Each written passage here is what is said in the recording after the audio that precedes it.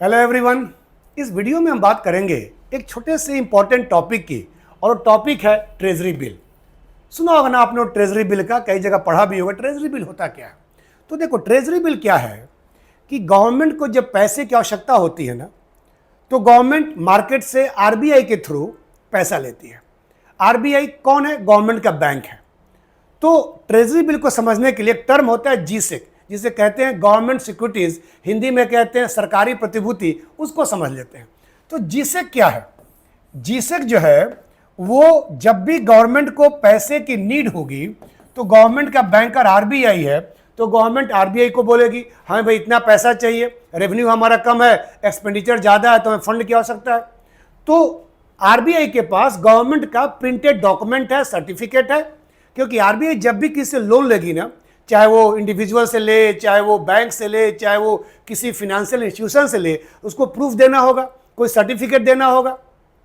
बिना उसके कोई पैसा, आप जब देंगे पैसा आरबीआई को, सर्टिफिकेट लेंगे ना भाई। तो आरबीआई जो गवर्नमेंट के लिए पैसा ले रही है, तो गवर्नमेंट का जीसेक जो है, वो सर्टिफिकेट जो है, वो डॉक्यूमेंट जो है, वो आरबीआई के पास पड़ा होता है। तो जब भी आरबीआई लोगों से लोन लेगी गवर्नमेंट के बिहाफ में, तो आरबीआई उनको एक सर्टिफिकेट देगी, उसे हम जीसेक कहते हैं।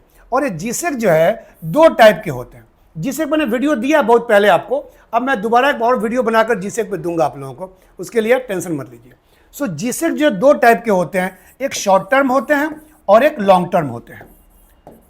यहां बात हम शॉर्ट टर्म की कर रहे हैं, लॉन्ग टर्म की नहीं कर रहे हैं।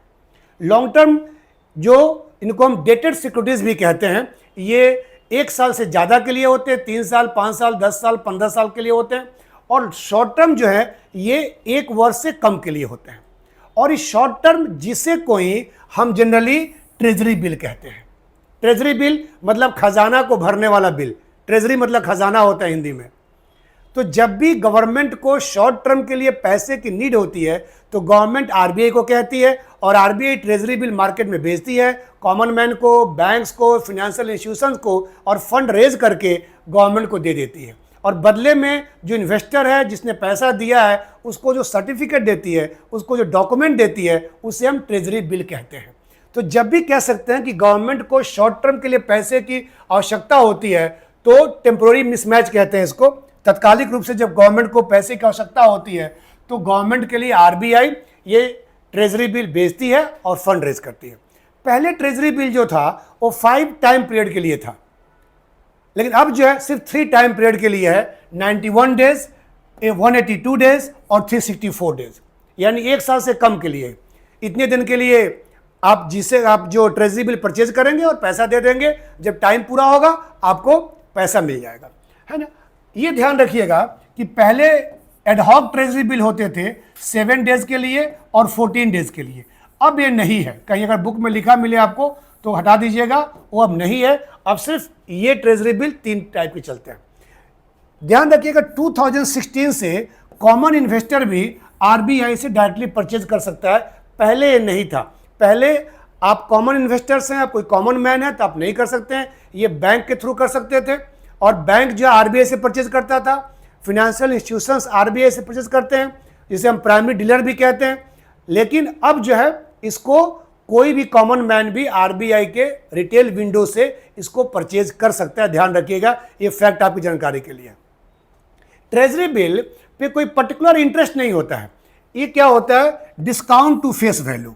ये बड़ा इंपॉर्टेंट टर्म है, इसको यहाँ समझ लीजिए। डिस्काउंट टू फेस वैल्यू क्या होता है? जैसे अब मान के चलिए यहाँ पे ट्रेजरी बिल जो है वो 1 लाख रुपए का है।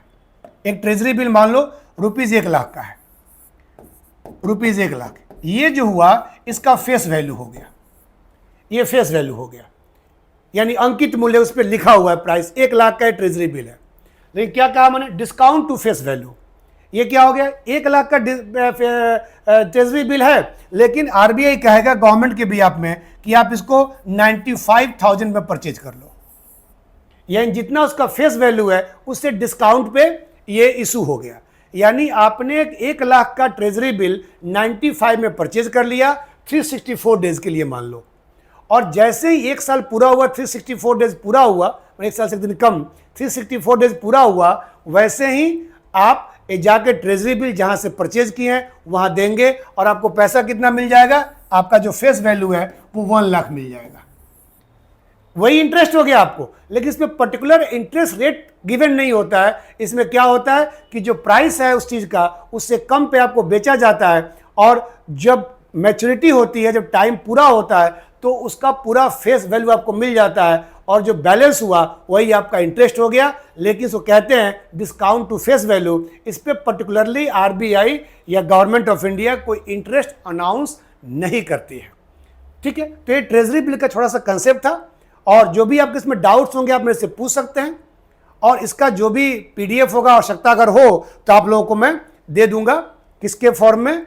पीडीएफ के फॉर्म में अपने टेलीग्राम चैनल पर, और उसका लिंक जो है आपके डिस्क्रिप्शन में मैं शेयर कर दूंगा। उसके लिए आप कोई चिंता ना करें, हिंदी इंग्लिश दोनों में। वैसे बहुत छोटा कॉन्सेप्ट है, अगर आवश्यकता होगी तो मैं इसका डिस्क्रिप्शन में आपका लिंक दे दूंगा अपने टेलीग्राम चैनल का। तो उम्मीद करता हूं कि ट्रेजरी बिल का कंसेप्ट आपका बिल्कुल क्लियर हो गया होगा, और जब भी एग्जाम में कोई क्वेश्चन इससे आते हैं या जब कोई आप डिस्कशन करता है तो आप उसको बेहतर तरीके में इसको समझा देंगे।